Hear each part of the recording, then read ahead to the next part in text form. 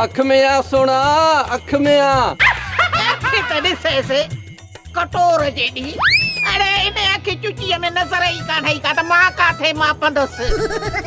सेठणी कसम आ तोखे पंहिंजे हुस्न जो, पंहिंजे जवानीअ जो, पंहिंजे सिंगार ऐं पंहिंजे फैशन जो। जेको घुरणो अथई घुर घोबाटा। अॼु सेठियाणी मूड में अथई, मूड में। हिन फ़क़ीर जो तोखे सिर्फ़ हिकिड़ो ई सुवाल आहे त मूंसां प्यार जो परणो कर। हल मुहांडे पुछड़ा। हाणे मां जवान जमाण हेॾी ख़ूबसूरत सोणी तो जहिड़े कुराड़े सां शादी कयां। वञी पाण जहिड़ी का कुराड़ी ॻोल्हे। मां त पाण जहिड़ो नौजवान छोकिरो ॻोल्हींदसि। ईअं न कर सेठियाणी, हिकु दफ़ो ॿीहर बि सोच। मूं जहिड़ो घोटु ॻोल्हियो कोन लभंदुई, छो त अॼुकल्ह ही मॉडल मार्केट में ई नथो अचे। मां तोखे पंहिंजे पारां मौक़ो ॾिनो हो पर तो न ॼातो। हाणे तूं मुंहिंजे लाइ ईअं सिकंदे जीअं कुतो हॾे जे लाइ। शादी नथी करणी त न कर, तस्बीर का चङी ॾे, कार ज़ुबानी। इन खे चवंदा अथई जहिड़ो मोह तहिड़ी तशबीह। चङो थियो जो अञा हिन जो नालो न खयूं तमें, न त आहे इन्हनि लाइक़ु। वरी बि सेठियाणी, सोचण सां गुनाह नाहे थींदो।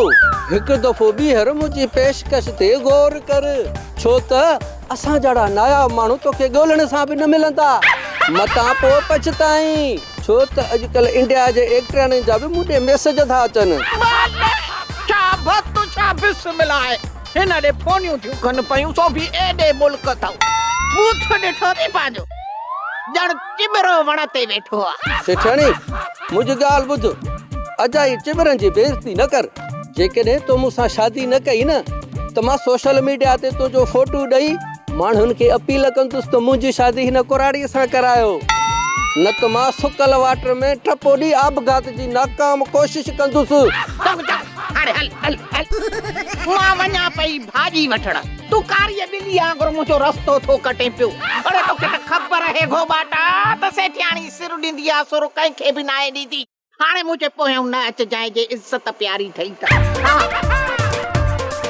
हल बा, अॼु त सफ़ा अकेले वण हेठां लंघी आई आहे। अलाए छा ॾाड़े थी पई, अलाए कॾहिं राज़ी थी।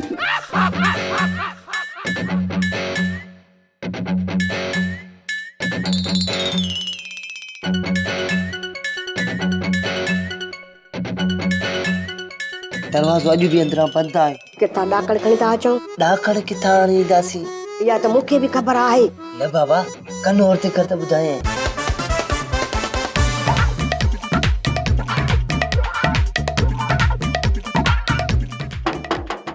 सोप सीरियल मश्करनि जो ॻोठ सीज़न 2 जा तमाम एपिसोड्स ॾिसो हाणे HD क्वालिटीअ में। विज़िट करियो असांजो YouTube channel Sindh TV HD drama.